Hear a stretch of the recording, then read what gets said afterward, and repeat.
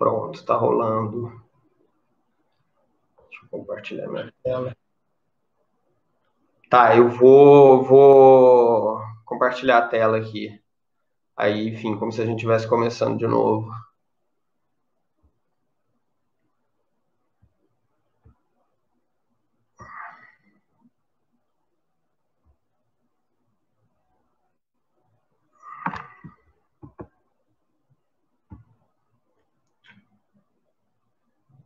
Olá, boa noite a todas e todos. Bem-vindos ao Oficina de Roteiro, Imagens que Narram. Essa é a nossa segunda aula dos 4 encontros. Hoje a gente vai abordar roteiro de ficção. Esse projeto é um projeto que foi possível graças à Lei Aldir Blanc, em parceria com a Secretaria de Cultura da Prefeitura do município de Poços de Caldas. E eu agradeço a ambos pela possibilidade de estar tornando concreta essa oficina. Bom, antes eu queria voltar para a aula passada, para aquela questão, eu acho que, enfim, a pergunta que a Giovana fez no final, daquela questão da base de dados, do roteiro, eu fiquei desconfiado que talvez não tenha deixado muito claro isso, né? Eu até anotei aqui, respondendo a pergunta dela ontem. Bom, aqui a gente está trabalhando com a ideia de roteiro, né, como a história que a gente quer contar ou a mensagem que a gente quer passar através de imagens, né? Às vezes a gente sabe muito bem essa história, né? Está muito próximo de saber qual é essa história, qual é essa mensagem, como, por exemplo, na ficção, e às vezes, em alguns tipos de documentário, a gente está, né, ainda distante de saber qual é essa história. Mas nos dois casos, o ponto de partida para a história é a intenção, né? Se a gente sabe por que a gente quer contar uma história, meio que como ato contínuo, a gente descobre como contar aquela história, ou vai descobrindo aos poucos como contar aquela história, né? E então, o roteiro, ele basicamente é isso, a história ser contada a partir da intenção pela qual se quer contar aquela história. Quando eu falei que o roteiro ele funciona como uma base de dados, não significa que o roteirista ele tem que se preocupar em produzir uma base de dados ao escrever o roteiro.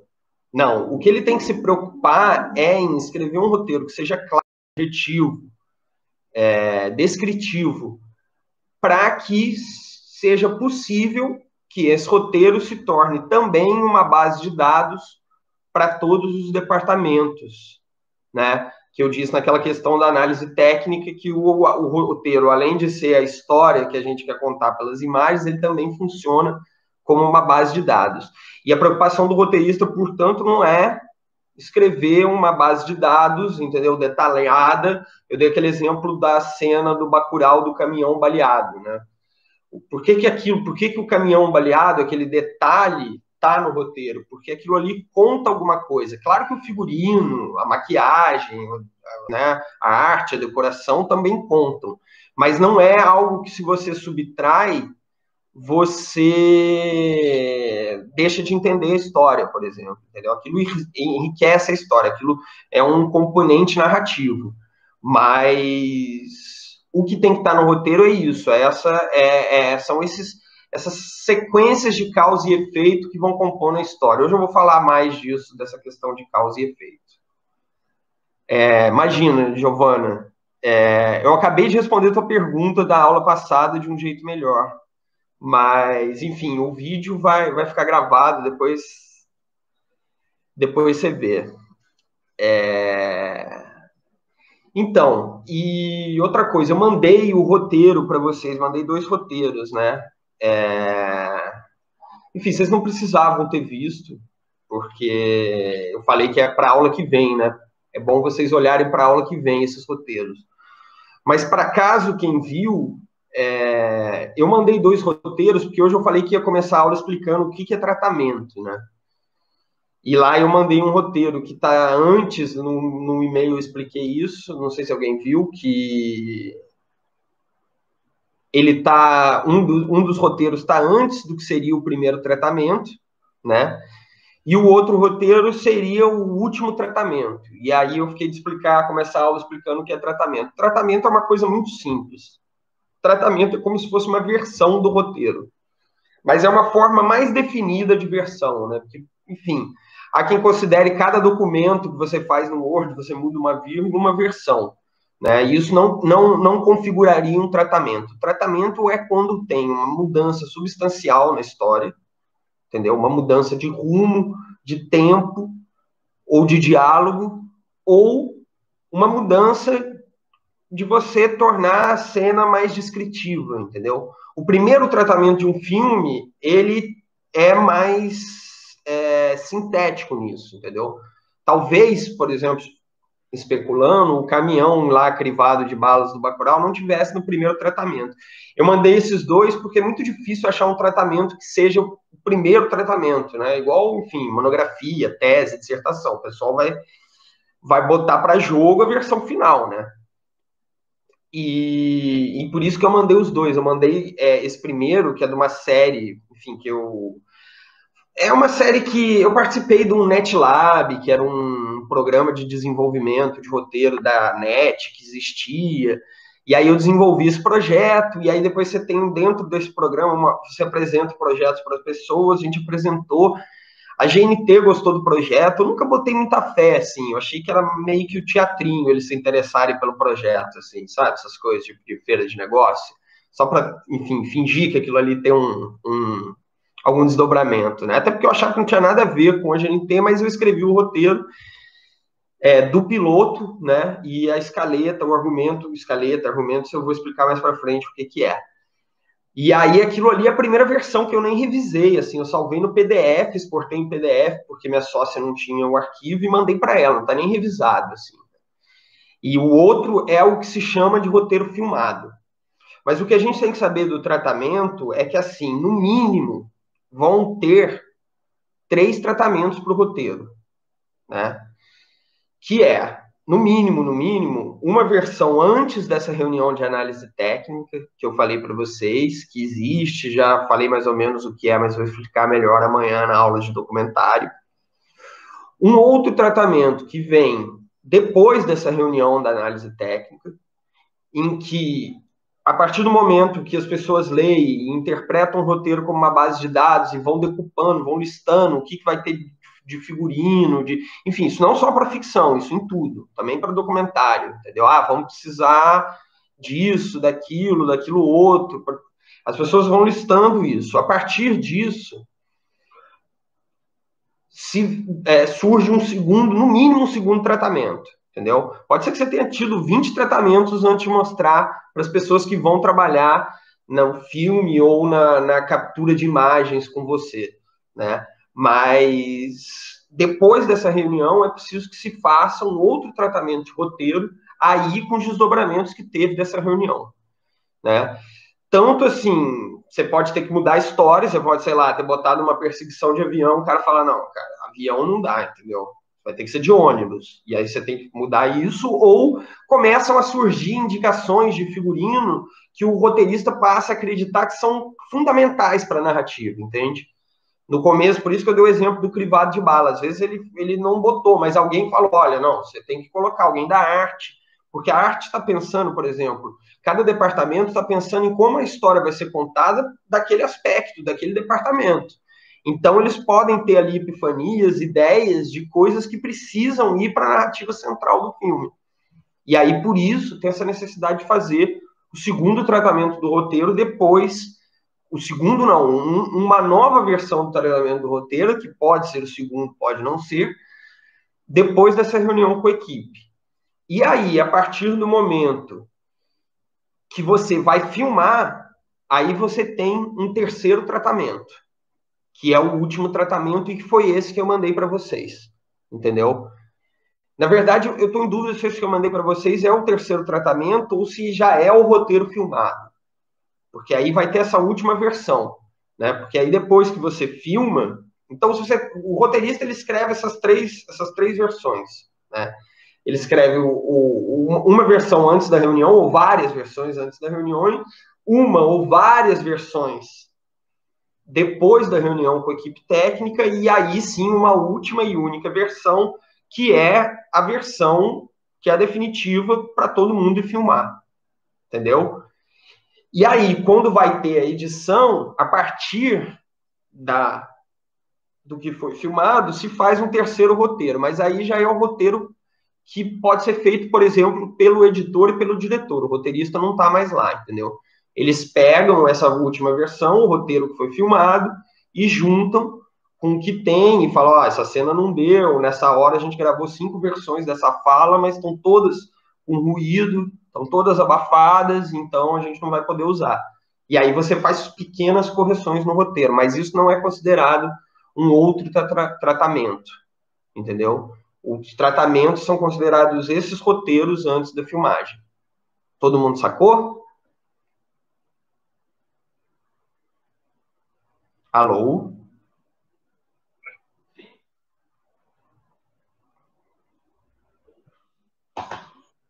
Beleza, beleza.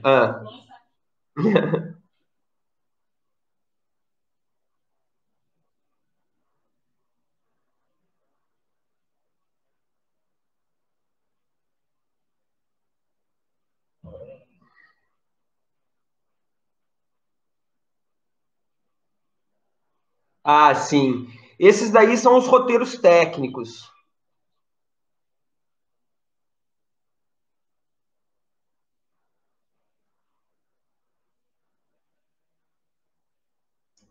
Sim, isso é gerado pela análise técnica, quase.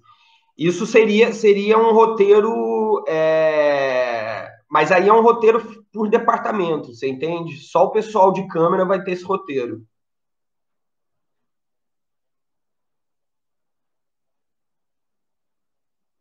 Isso.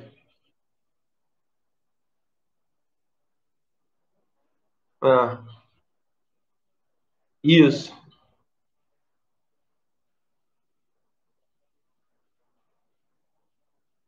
Aham.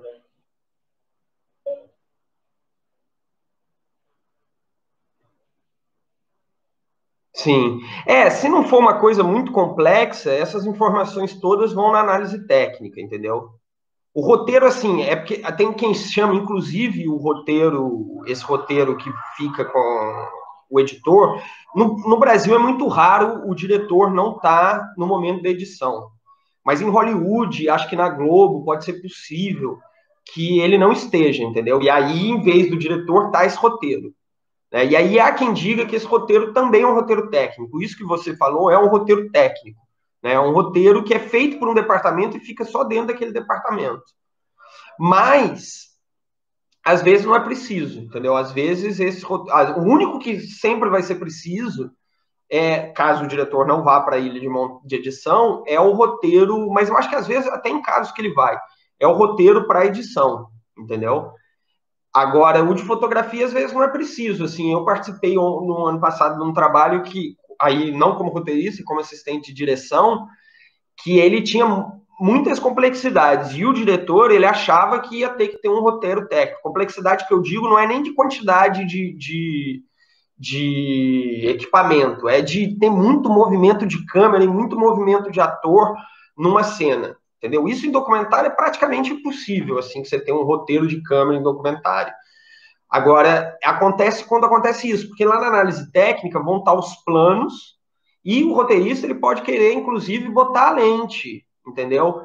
E aí já vai ter uma lista de equipamento. Então, assim, como a análise técnica é dividida por cenas, aí você bota dentro da cena os planos que você vai fazer.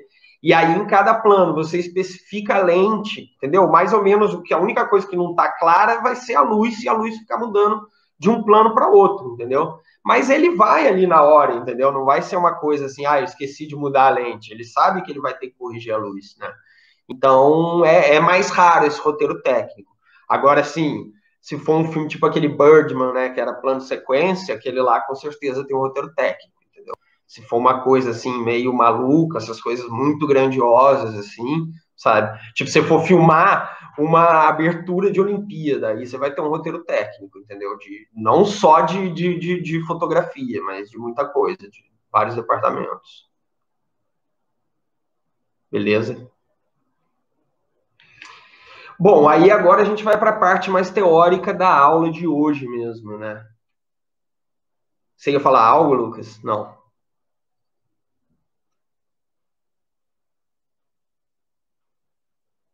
Uhum. Voltar a apresentar minha tela aqui.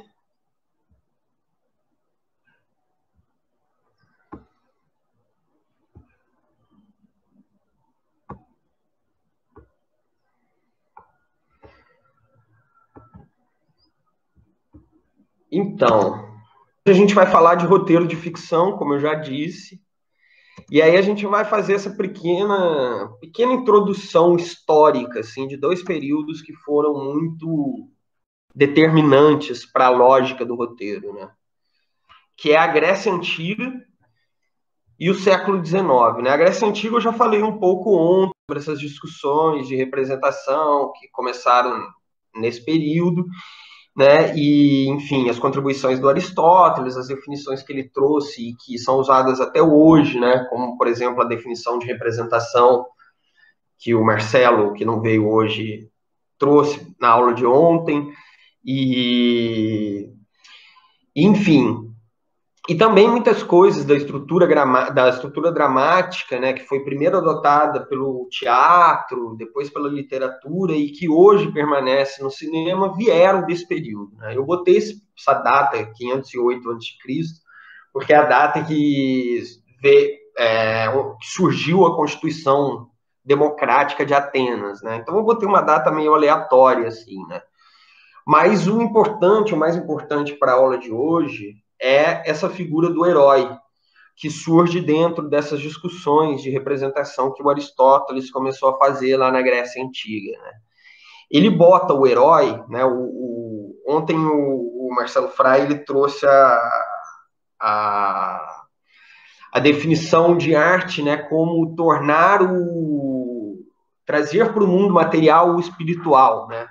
Eu falei que, enfim, a gente podia transformar um pouco essa definição dele, mas tá, né, a arte como essa travessia entre dois mundos, essa travessia entre dois estados, né, entre o visível e o invisível, o ausente e o presente. E aí o Aristóteles vai dizer que alguém que é fundamental nesse processo é a figura do herói, né? Já trazendo para o nosso tempo de hoje, uma figura, longe de ser um filósofo, o Chico Anísio, ele tinha uma frase que eu acho genial, que ele falava que o herói é o cara que não teve tempo de correr, né? E aí, juntando essa coisa do Chico Anísio com Aristóteles, a gente pode fazer o exercício de imaginar, né, sei lá, pega fogo numa casa e o cara tá dormindo e todo mundo foge e ele não consegue fugir, entendeu? Essa pessoa, esse cara que não conseguiu fugir, ao mesmo tempo, ele vai ser a única testemunha daquele incêndio, né? Não sei como é que ele faria para contar, mas o herói, ele tem essa capacidade, né? Dele fazer a travessia por nós, entendeu? Pelo público. Ele vive na pele dele para que a gente não viva na nossa pele. Entendeu? Ele que vai lá e faz essa travessia de trazer o invisível para o plano do visível, o espiritual para o plano do material, o ausente ele torna presente, né?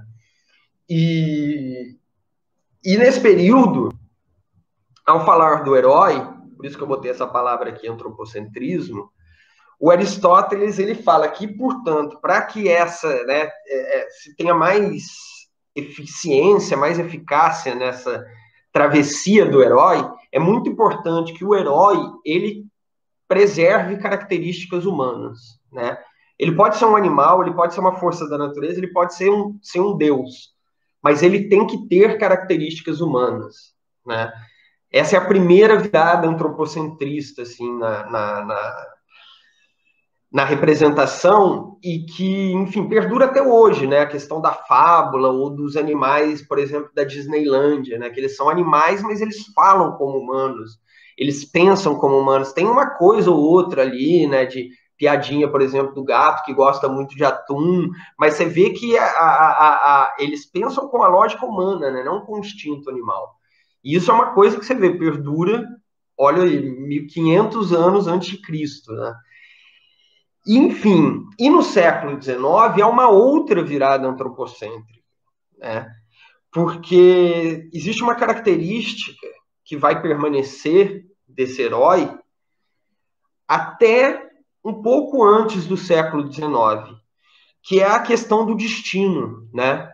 Se a gente pega as tragédias gregas, Édipo, por exemplo, no começo da história, olha, eles falam, olha, você vai matar o pai. E aí Édipo tenta a história toda não matar o pai e mata o pai, sabe?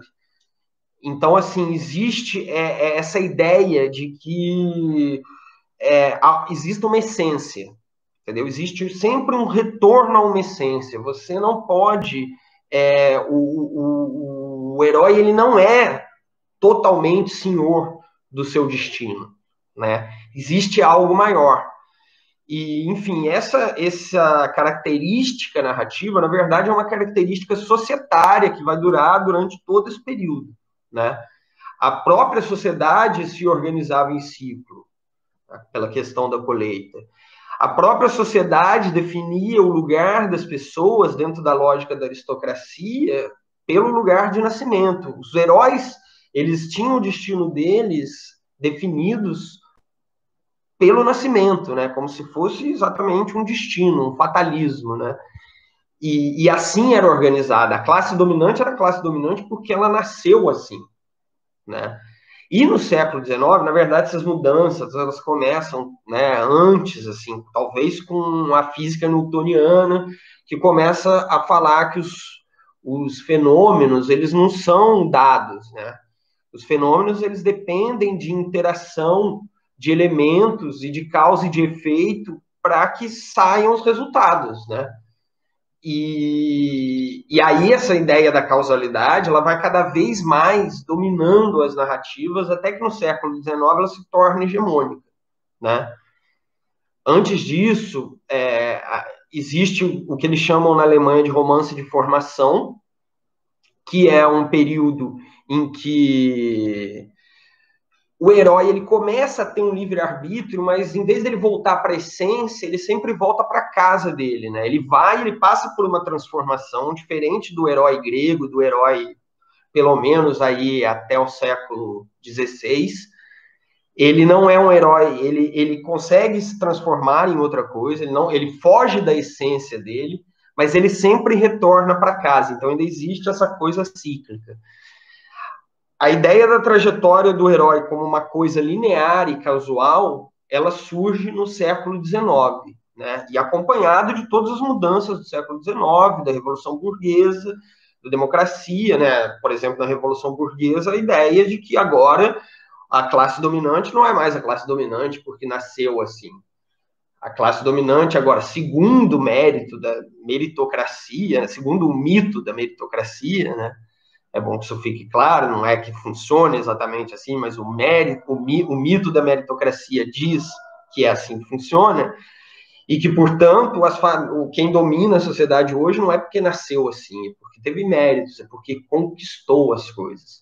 O herói do século XIX, ele deixa de ser essencialista e se torna existencialista, né? Ele vai até algum lugar. Ele chega a um lugar onde não estava escrito que ele chegaria, né? Tanto para o bem quanto para o mal. E, enfim, existem muitas temáticas também do século XIX que vão estar presentes no cinema, né? Como a questão da modernidade, da metrópole. Por exemplo, aqui começa a surgir uma temática que é a questão. Porque antes, se você, ao nascer, se o seu lugar na sociedade era definido pelo seu berço, não existia um conflito dado, né, um conflito principiante entre família e sociedade. No século XIX, não. Você precisa ir para a sociedade. Isso, repito, dentro do mito da meritocracia, você precisa ir para a sociedade para conquistar o seu lugar ao sol, né? E aí você passa a ter essa questão, que é uma questão, por exemplo, muito comum no super-herói, né, no Batman, no Superman, super-herói de uma maneira geral, ele na sociedade ele vai bem, né? O problema dele é na família. E aí cria esse conflito, que é um conflito quase insolúvel, né? De que ao ir para a sociedade conquistar o seu lugar, o homem se afasta da família. Ao mesmo tempo que ele progride na sociedade, ele regride na família. Mas isso eu vou falar melhor quando eu falar de série, porque, enfim, as séries têm muito a ver com isso, e muito a ver com o século XIX, porque, enfim, é o surgimento da obra seriada, da cultura de massas, é todo no século XIX. Então, as séries têm muito a ver com isso. Mas, enfim, o que eu queria passar aqui nessa breve introdução mais histórico-filosófica é essa questão do herói, né? Deste protagonista. Eu acho que daqui em diante a gente pode usar a palavra protagonista, porque herói sempre se refere a essa coisa, né, heróica. E eu acho que protagonista é melhor, né? E ter essa ideia de que até um roteiro de documentário, né, existe essa figura do protagonista, e o roteiro nada mais é do que a evolução desse protagonista numa lógica de causa e efeito contra um conflito. É isso que um roteiro clássico é. O herói ele vai evoluindo à medida que ele consegue superar ou não os seus conflitos, né? A causalidade seria essa superação ou não dos conflitos. Deu para acompanhar? Ah,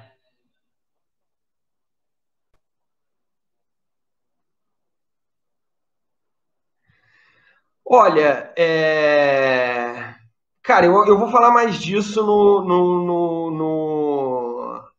quando eu falar de série de TV, né? Porque isso é um modelo aristotélico, né?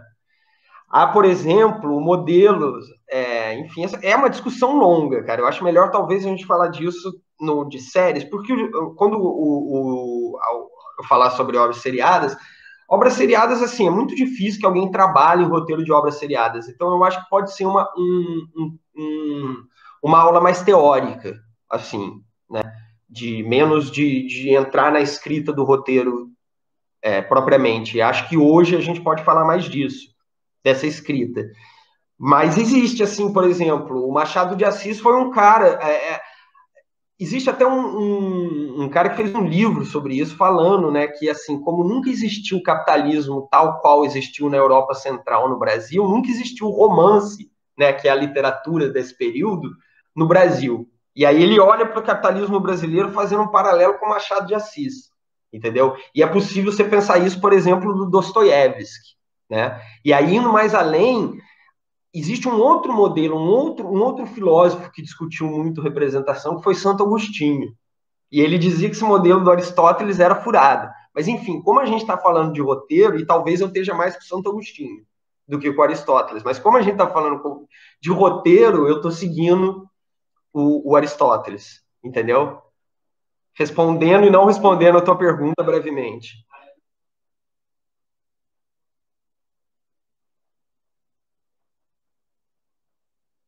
Sim, exatamente. O Santo Agostinho ele fala sobre essa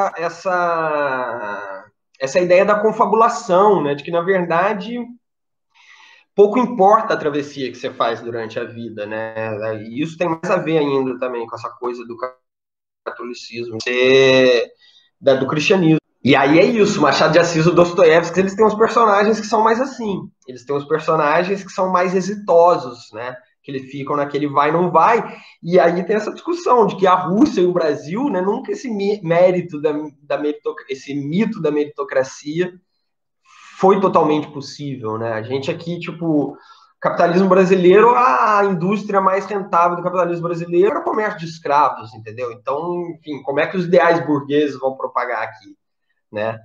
E aí, enfim, o Dom Casmurro, por exemplo, né? Que você vê esse conflito que eu falei, que é um conflito típico da literatura e do romance do século XIX, vou até interromper para esse romance do século XIX, de que você existe esse conflito, né, entre o homem na sociedade e o homem mesmo, porque, enfim, é o homem branco, o homem hétero, é só isso que era retratado. A diferença, né, esse descompasso entre família e sociedade, ele vai buscar enriquecer na sociedade e aí ele se afasta da família. O Machado de Assis, ele, no Dom Casmurro, ele mistura tudo isso, né? Hoje o pessoal lê falando, mas ele traiu ou não traiu a Capitu? Isso pouco importa. O objetivo do Bentinho e do Dom Casmurro é que ele quer, através do casamento, ascender na vida, entendeu? E aí, em vez dele ficar nessa progressão, né, do conflito, ele fica chafurdando, né, como se ele estivesse numa areia movediça, né? Ele vai só afundando dentro daquela relação de que não tem solução, né? E meio que o Santo Agostinho seria um pessimista nesse sentido, assim, né? Mas enfim, acho que a gente foi para um caminho muito filosófico aqui. Enfim, vou voltar, não, fica à vontade. Mas eu ia falar mais sobre isso, né?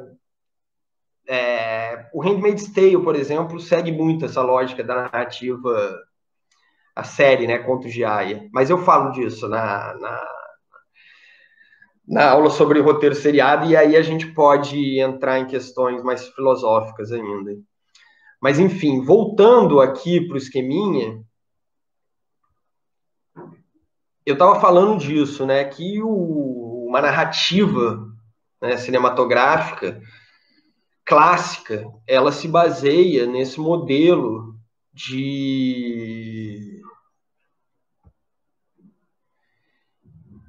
um herói evoluindo dentro de um arco dramático, vencendo ou não os conflitos, né?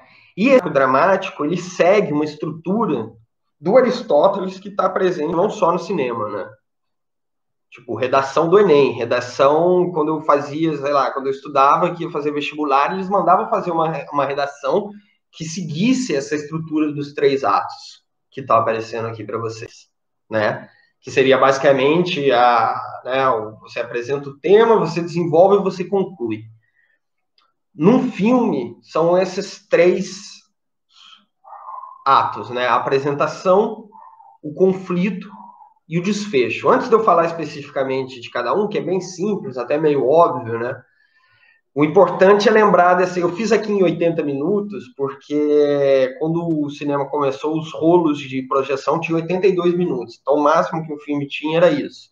E aí eu fiz a proporção baseada em 80 minutos, né? Com 1 minuto de crédito no começo e 1 minuto de crédito no final. Mas é importante observar essa proporção, né? Que é você divide o filme em 4, e aí a primeira e a última parte vale 1, e o meio do filme, a parte mais longa, vale 2. O começo é a apresentação, o começo é essa vida mundana do personagem dentro da zona de conforto dele, né? Do protagonista, do herói. Enfim, independente do nome.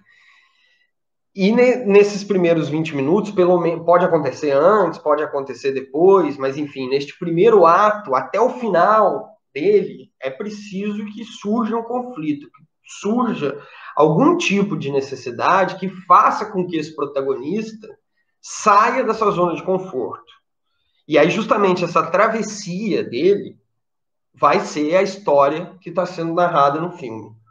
E aí você tem essa parte que é o dobro de tempo em relação ao primeiro e último ato, que é o desenvolvimento do conflito, né? Aqui o personagem caminha para trás, para frente, e enfim, mas ele não sabe, ele pode até vir a descobrir no meio o que é preciso fazer para, enfim, vencer o conflito e conseguir o que ele quer, né? Mas vai ser no final desse ato que ele vai, de fato, descobrir o caminho para conseguir o que ele quer. E aí, esse último ato é a volta dele, é o retorno dele, né? No caso de um herói essencialista, ou no caso de um herói existencialista, é o desfecho, é a travessia final, que ele vai para um outro lugar, até então inabitado. Deu para acompanhar essa parte?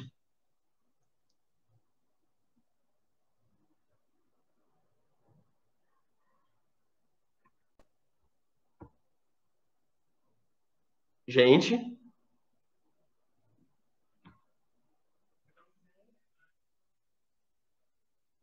Ah, tá. Então eu fico com a minha tela apresentando e aí eu não vejo. Não, deixa, não precisa não.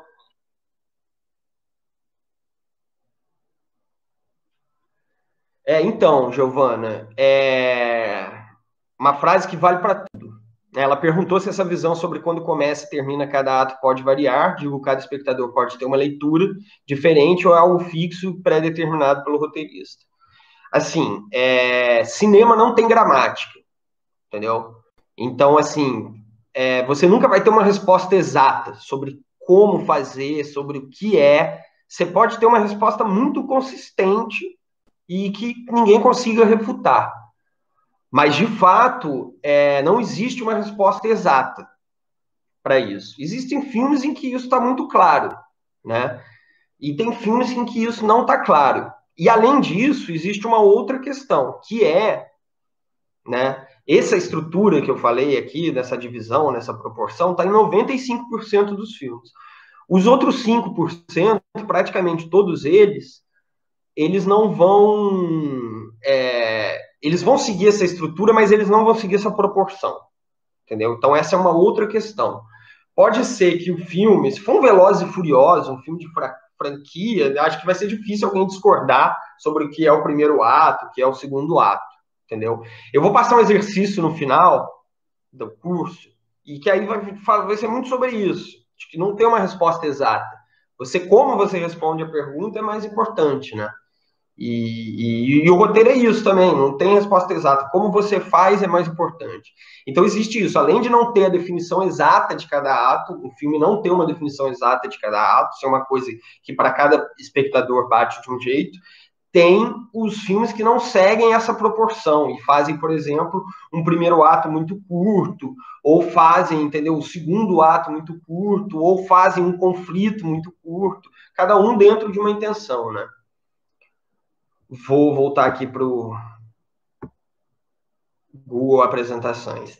E aí tem essa proporção, né? Essa proporção, ela foi o que eu disse, ela deve ser usada por 95% dos filmes, e quase todos os filmes eles têm 3 atos. É muito difícil alguém fazer um filme 3 atos, assim.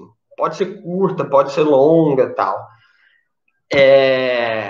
Agora, tem essa outra estrutura, que também não é uma estrutura que surge no cinema, mas que o cinema vai se aproveitar muito, que são os 12 passos do herói. Como vocês podem ver aqui no canto da tela, a fonte de onde eu tirei isso é terapia de bolso.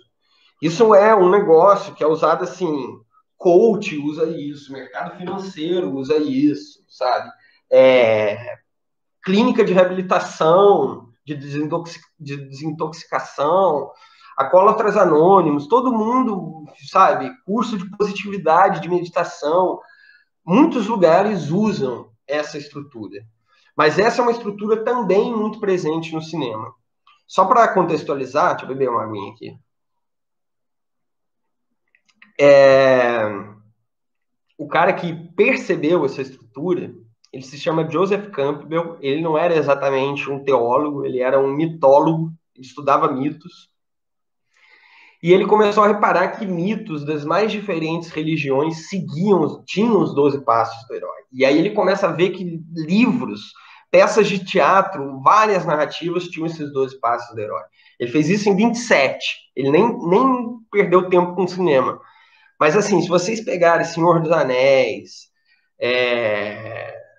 Star Wars, esses nomes que, assim, já tem um protagonista, né? O Rock, que foi o que eu citei ontem, e é o filme do qual eu vou falar daqui a pouco. Esses filmes que tem o nome do protagonista, né? Aqui ele fez Jornada do Herói, mas a gente pode entender como Jornada do Protagonista, já que a gente está adotando mais esse termo do que herói. Esses filmes que tem o protagonista no título, eles claramente vão ter essa jornada, assim, de uma forma incrível, cravada no relógio, né? Como vocês veem, são 12 passos. Esses filmes, para começar, geralmente eles têm 120 minutos. Né? E o Rock, que é o exemplo aqui prático que eu vou trazer, cara, é incrível. Eu fiz esse exercício. Eu identificava um dos passos do herói, eu dava pausa no filme, tinha passado 10 minutos, 20 minutos, meia hora. Era incrível, assim. A cena era cravada, sabe? E você pega no Netflix, todos os rocks têm 2 horas. Então, provavelmente, todos os rocks devem passar por esse processo. Então, a partir do rock... Alguém já viu o rock? O rock 1, o primeiro? Oi?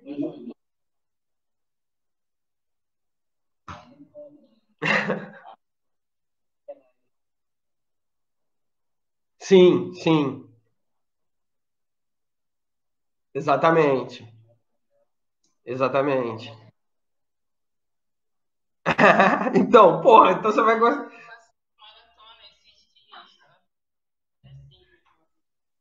Então, o rock, ele é foda por culpa disso, cara. Primeiro porque ele é um filme de amor, ele não é um filme de luta. Depois eu vou falar de gêneros, como definir o gênero de um filme. Mas ele tem esses 12 passos cravado no relógio, mas você só vai percebendo que esses são os passos do herói, do protagonista, à medida que a narrativa vai avançando. Então ele tem uma estrutura muito rígida, mas ao mesmo tempo que não sufoca, não ingessa o filme, né? Diferente do Senhor dos Anéis ou do Velozes e Furiosos, sabe? Bom, então, vamos lá, vamos dissecar isso. Deixa eu ver que horas são aqui, né? Que hoje a gente ia até 8h30. Ah, tá, acho que vai rolar. Primeiro passo ali, status quo cotidiano, né? Ele tá dentro ali da zona de conforto dele e, por exemplo, no rock, ele luta naquele clube ali meio no fundo de uma academia, ele ganha dos adversários sem dificuldade, ele não precisa treinar muito, ele pode comer o que ele quer, ele pode beber o que ele quer, ele é amigo do, tipo, ele se dá bem com os hippies que cantam ali debaixo do apartamento dele, né? Ele tá completamente confortável ali. Né? Aí ele entra no apartamento dele, com 10 minutos de filme, ele olha, ele está no espelho, ele olha para a foto do cara que é o ídolo maior dele no boxe. Né? E aí a gente tem esse segundo passo, que é o chamado para aventura. Né? No rock não fica muito claro que é um chamado para aventura neste instante. Né?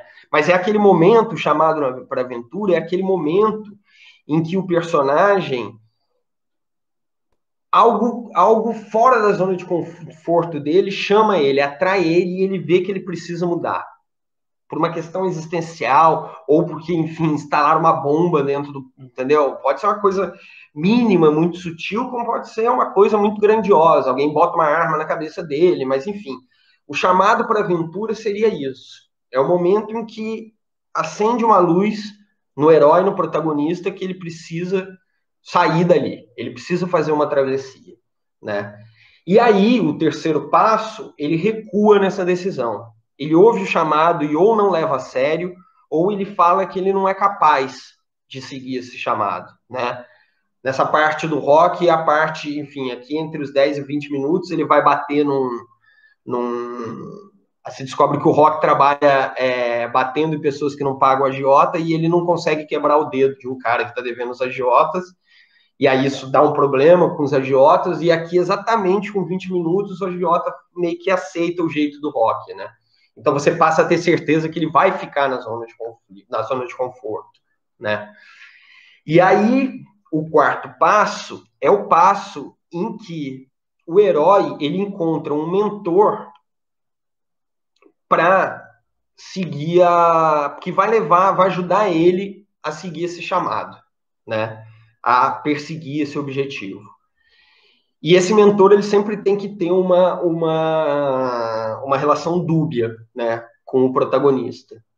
Ele tem que ser alguém que, ao mesmo tempo que ajuda, traz questões que afastam ou aparentemente afastam o protagonista do seu objetivo, né? E aí, como vocês reparam aqui, é o final do primeiro ato, né? É esse primeiro quarto do filme.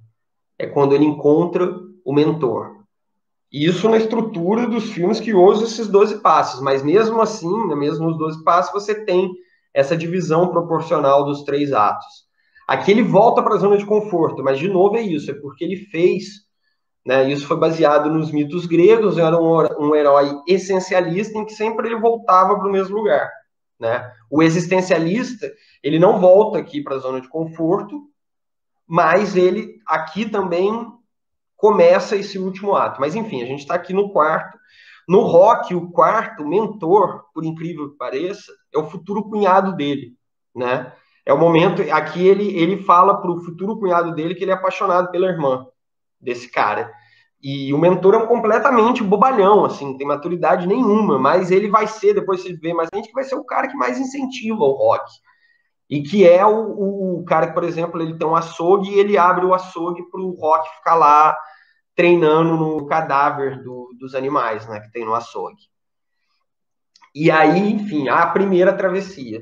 Quando, com ajuda, até para sublinhar essa figura do mentor, né, o protagonista ele faz a primeira travessia. Ele deixa o mundo da zona de conforto dele, sabe? Por exemplo, se for um filme de viagem, é aqui que eles pegam a estrada, entendeu?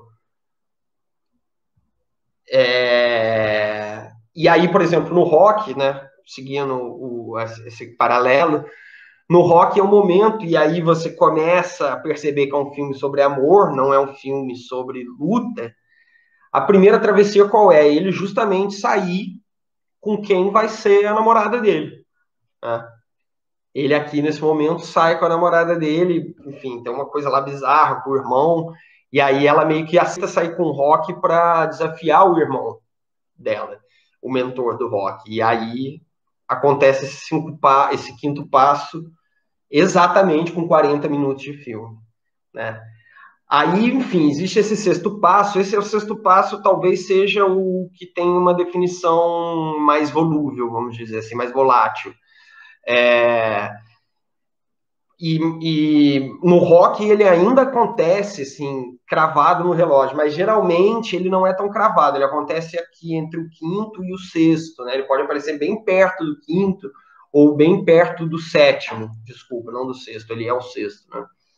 Mas é aquele momento do filme em que você já sabe qual é o objetivo do protagonista, né? E aí e você sabe quem é o principal parceiro dele. Aqui começa a se definir quem vai ajudar e quem vai atrapalhar ele, né? E aí, exatamente, com 50 minutos de filme, o Rock beija, ele sai aqui com 40 minutos de filme, com a futura namorada dele, e aqui ele dá um beijo na boca da namorada dele, né? E, enfim, e aí já começa, tem essa demarcação de que há mais um aliado, né? E aí, esse daqui, o sétimo passo, é um passo assim que mesmo quem não segue a jornada do herói, às vezes adota esse sétimo passo que está na metade da narrativa, né? Que é o descobrimento da caverna oculta. Aqui, no passo 2, né, o personagem, ele descobre o que ele quer fazer. Por mais que ele não decida seguir, que depois ele vai recusar, o personagem descobre o que ele quer fazer. E o Rock, né, ele não descobre, mas ele relembra que ele queria ser o ídolo dele, né, o Mike Tyson lá da época, eu não lembro o nome do ídolo dele. Mas tem aquela frase, tem uma música do Black Alien que fala que o que eu quero e o que eu preciso, quando se olha, eu nem se reconhece no espelho. E é isso que acontece nessa parte do filme até a caverna oculta. Né? O personagem ele sabe o que ele quer, mas ele não sabe o que ele precisa. O descobrimento da caverna oculta é justamente esse momento em que o personagem descobre o que ele precisa fazer. E aí é assim, o momento que o telespectador olha para aquilo e fala, bom, quando acontecer isso, eu acabo o filme, entendeu? Ah, não, então é isso. O filme termina quando acontecer tal coisa.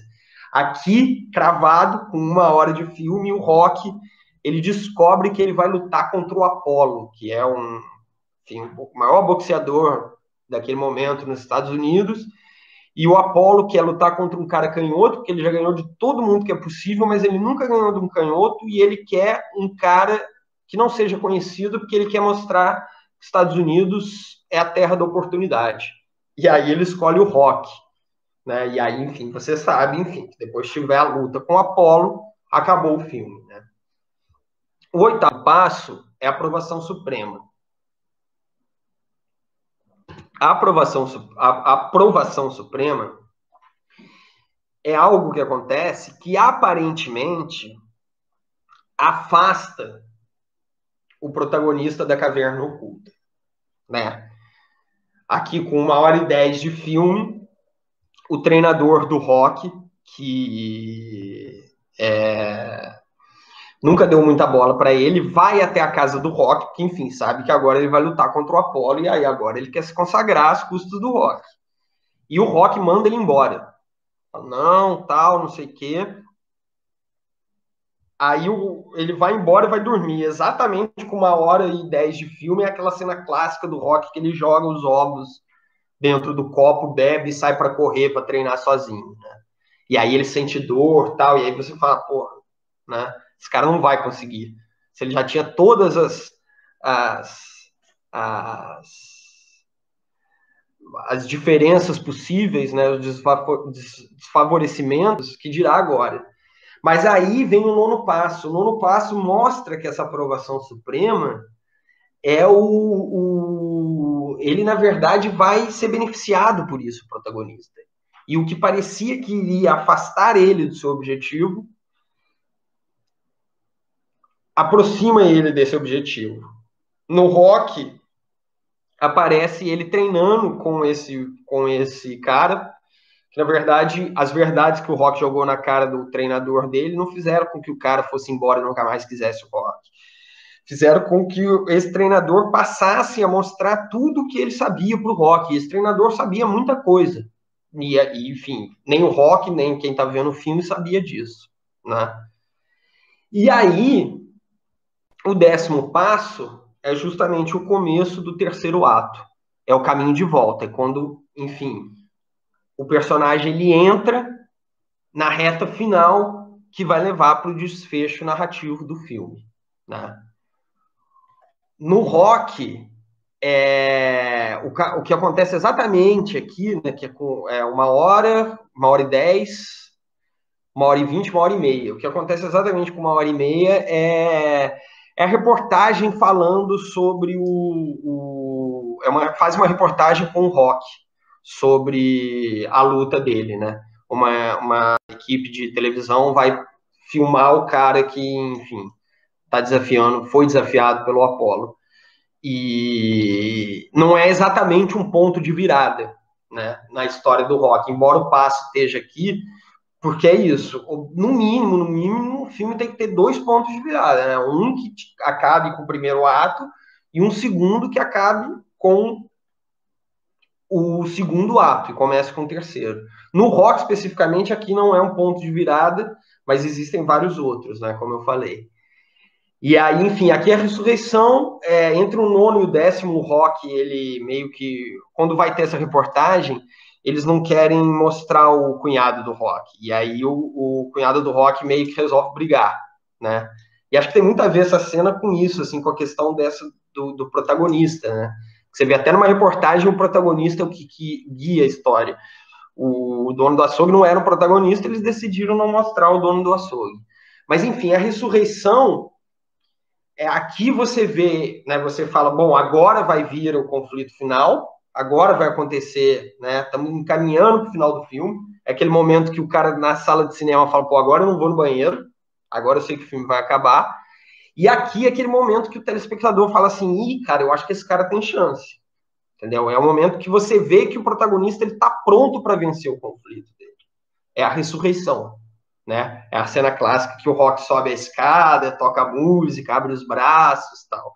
E aí o retorno com o Elixir, né? Eu acho que esse é o que o nome menos se adequa, porque é isso, a gente está falando, o cinema tem heróis existencialistas e não essencialistas, né? Não existe esse retorno com o Elixir, mas é o conflito final e a transformação derradeira, né? Esse 12º passo, que no caso do Rock é a luta, né? E aí, no final, você descobre que, na verdade, o objetivo dele não era ganhar a luta. né?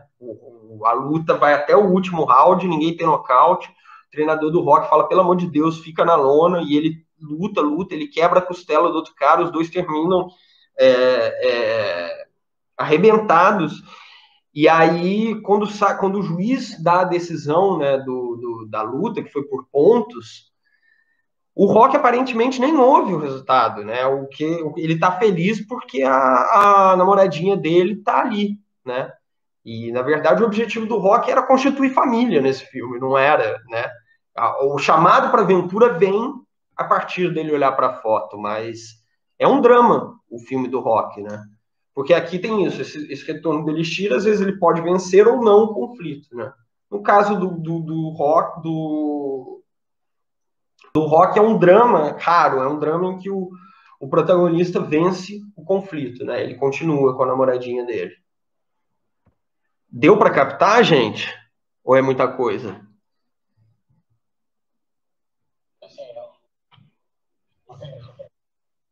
Então,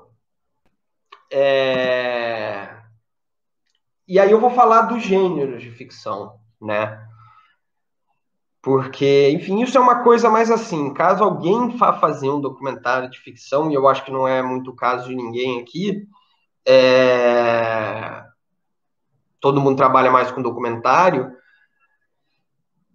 você vai ter que especificar isso no projeto, assim, é bom você saber isso, mas não é uma coisa muito difícil e é muito próxima do que existia nas locadoras de cinema, porque é uma determinação mesmo mercadológica, né?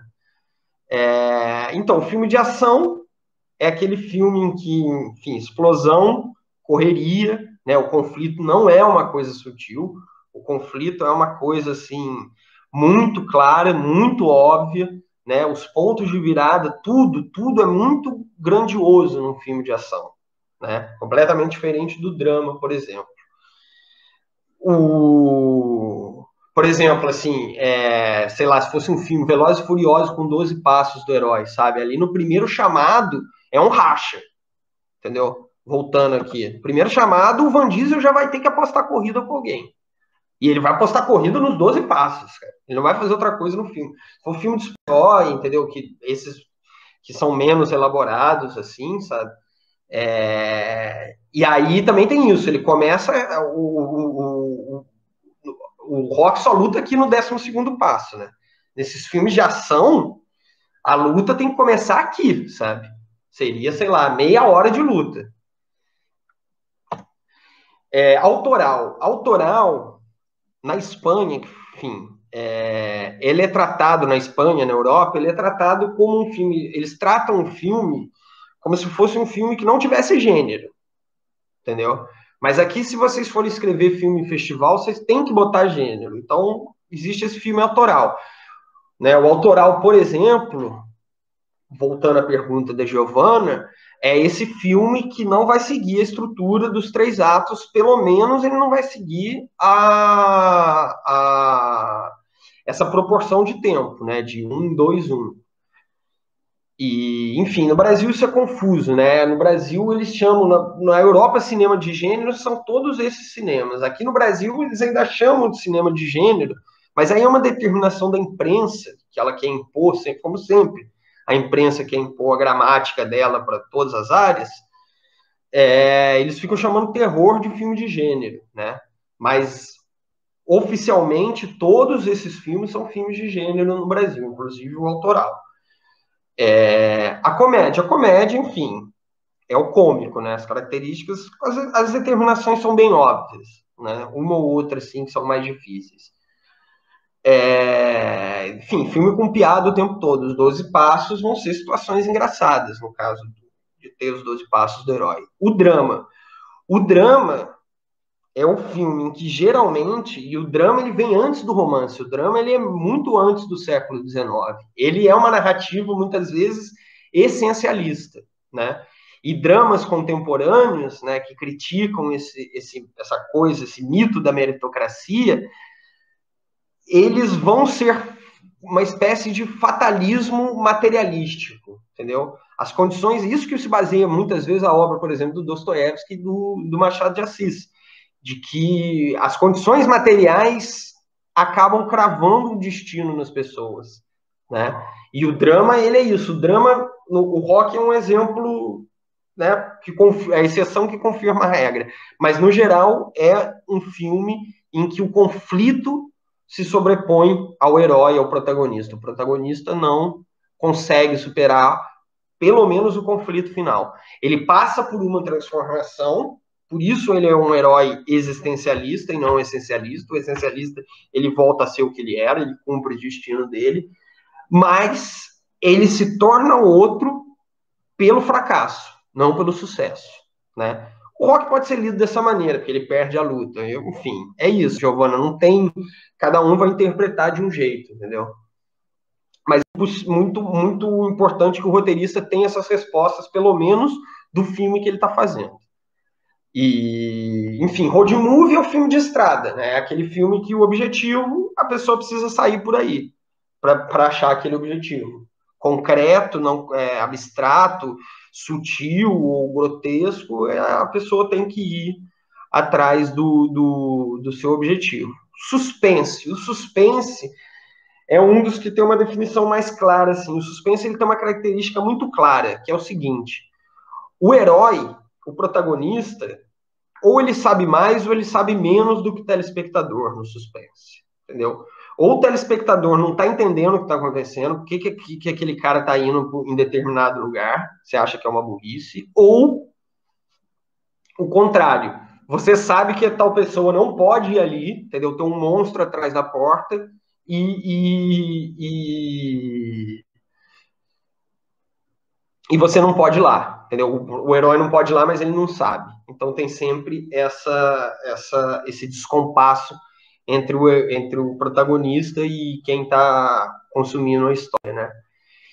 E o sci-fi, né, ele tem essa característica especulativa, né? É você falar sobre outros mundos, né, sobre mundos que não existem, mas a partir dos parâmetros desse mundo, né? Então você, tal qual é o nosso mundo, a gente imagina o futuro, ou outro planeta, ou a floresta, entendeu? E aí isso seria o sci-fi. E o terror pode ser considerado também o trash, né? É preciso prestar atenção que muitas vezes há uma confusão entre terror e suspense, entendeu? Tem filme que não é de terror. Tem filme que é de suspense justamente por culpa dessa estrutura do telespectador saber mais ou menos do que o protagonista. Deixa eu ver se tem alguma pergunta no chat. Deu para entender, gente? Eu fiz um passadão porque eu acho que não é primordial isso, mas eu acho que não dava para falar de.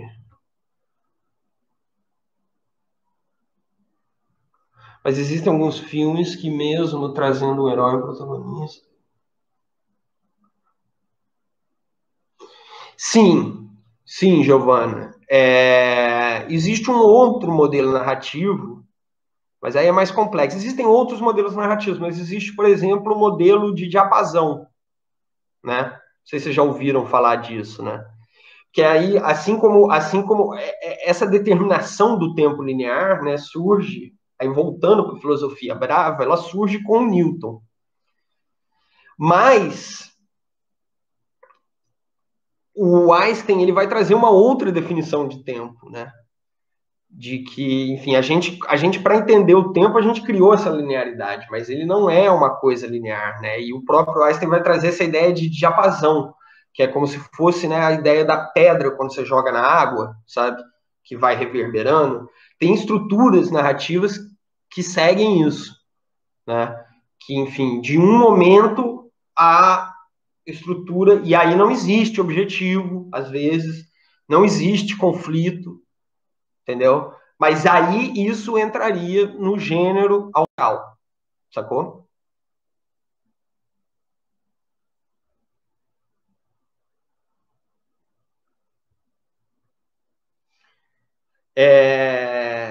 Bom, 8h15, acho que a gente pode ir para o final, acho que tem só mais um slide. Só tem mais um slide.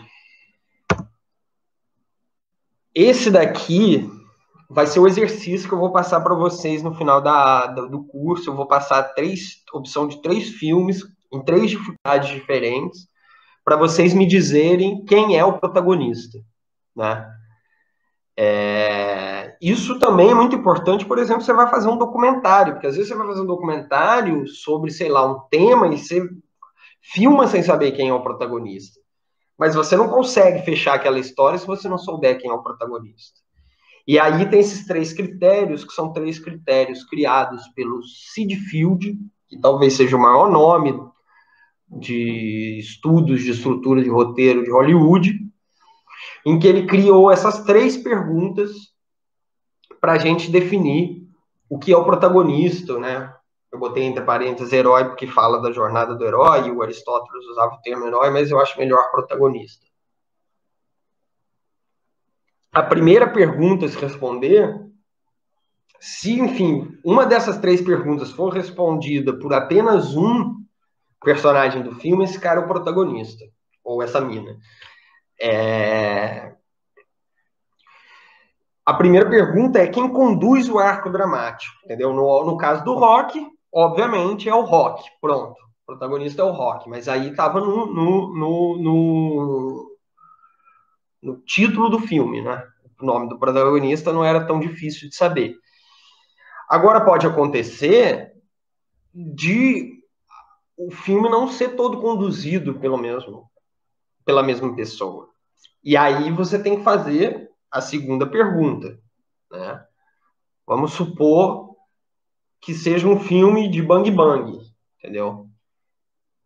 Em que, enfim, vai morrendo todo mundo. Você acha que é o protagonista e um morre, o outro morre. E aí você tem que saber quem fecha o arco dramático, né?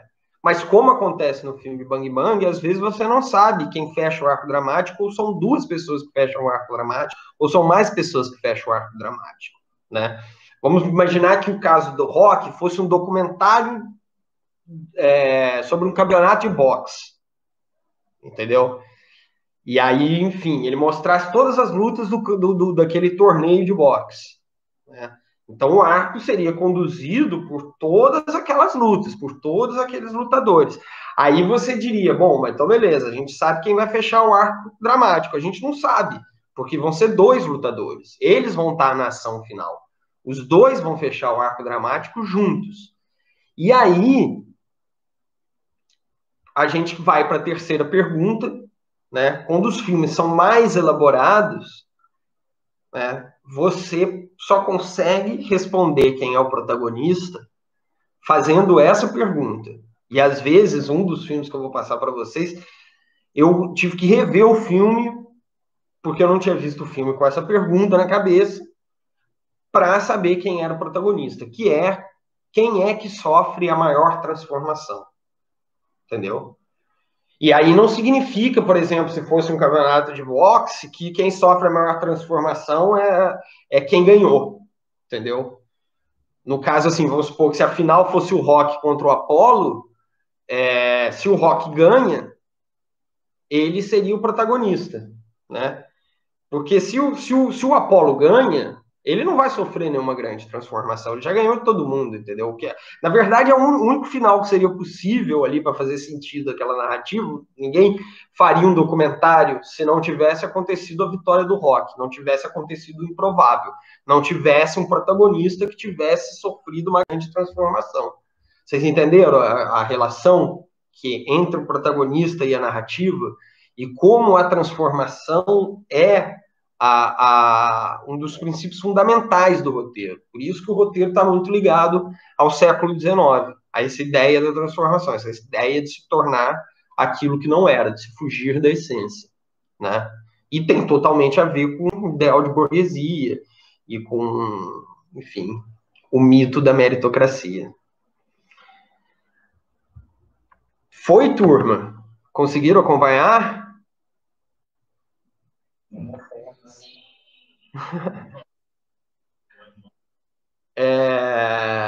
Alguém tem alguma pergunta? Oi?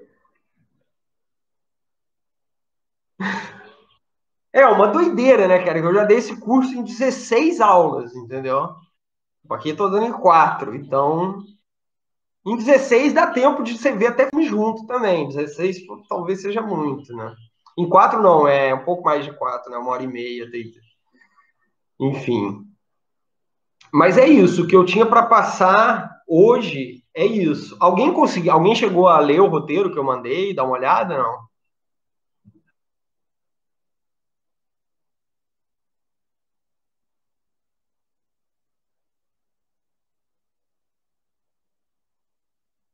Aham. Então, aí para a aula que vem eu vou mandar um roteiro de documentário, mas aí vai ser esse roteiro, que é o roteiro do editor, entendeu? Vocês verem a diferença que tem do primeiro roteiro, né? Vocês vão ver que o roteiro que eu mandei do Boi Neon não tem especificado qual a música vai entrar, mas já tem especificado aonde entra a música. É muito mais avançado do que o primeiro tratamento de um roteiro. Aí vocês vão ver a diferença para o roteiro de edição, assim. O roteiro de edição tem até imagem, né?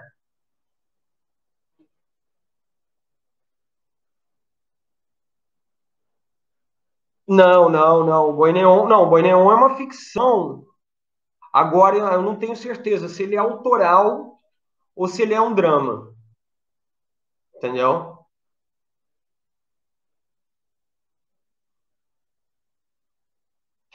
Isso daí, na verdade, é o que se chama de neorrealismo, né? Assim, dentro do cinema tem uma definição que é o que é afílmico e o que é profílmico, entendeu? E nem sempre o afílmico é aquilo que você não manipulou para filmar, entendeu? O profílmico é o que você manipulou para filmar, né? Claro que é uma definição que não é muito exata, porque vários documentários você vai maquiar a pessoa, você vai iluminar, entendeu? E aí é profílmico, entendeu? Entendeu? Não tem como ser afílmico, mas enfim, é aquela diferença que eu falei ontem. O profílmico você fala, ó, para o mundo que eu quero filmar. E o afílmico você meio que filma o mundo no seu movimento.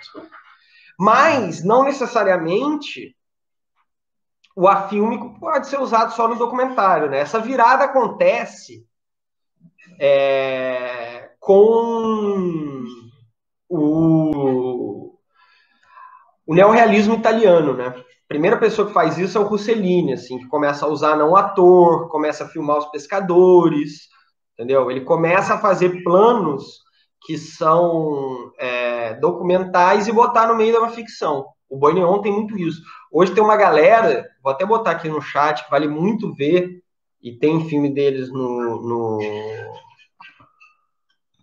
Netflix, que é uma galera de Belo Horizonte, que faz um neorrealismo. Isso se chama neorrealismo. Neorrealismo brasileiro, muito sinistro, que é o filme de plástico. A galera da Gleice Passo e tal. Eles é isso, eles fazem filme lá com a galera da periferia e de Belo Horizonte e é eles falando muito, muito próximo ao neorrealismo italiano da década de 50. Entendeu? Os próprios personagens interpretando eles mesmos, assim, sabe? E sem muita maquiagem, sem muito figurino, né? Isso são elementos documentais que estão dentro do filme. E a gente pode falar mais sobre isso. Eu posso falar sobre esses dois momentos do cinema, né? Porque o cinema, o filósofo Deleuze, ele vai dividir em dois tempos o cinema. Imagem-tempo e imagem-movimento. E a virada para a imagem-movimento, desculpa, ao contrário, imagem-movimento, imagem-tempo. A virada para a imagem-tempo, quem faz é justamente o Rossellini com o realismo. Mas tem algo parecido acontecendo com isso não nas séries. Então eu posso falar. E tem a ver, né? Como se essa imagem e movimento fosse mais baseada no modelo narrativo do Santo Agostinho, que eu falei, entendeu? É mais importante a atmosfera do que a travessia. Mas eu falo no... E que tem a ver com a pergunta da Giovana sobre essa narrativa de diapasão também, né? Mas eu falo disso na aula sobre ficção, sobre série. E aí amanhã, hoje ou amanhã, né? Mas para a aula de amanhã, eu mandar o roteiro do documentário e vou mandar uma análise técnica, e aí a gente começa falando das impressões que vocês tiveram lendo o roteiro e da análise técnica. Eu vou começar a explicar como que o roteiro pode funcionar como uma base de dados para todo mundo, entendeu? Ou mesmo que você vá fazer um filme sozinho, como ele pode servir como base de dados para você saber o que é preciso para materializar aquela história em imagens, né? E a análise técnica é o primeiro passo, assim, a primeira travessia, né? Na jornada de um filme. E, enfim, acho que é isso. Alguém tem mais alguma pergunta?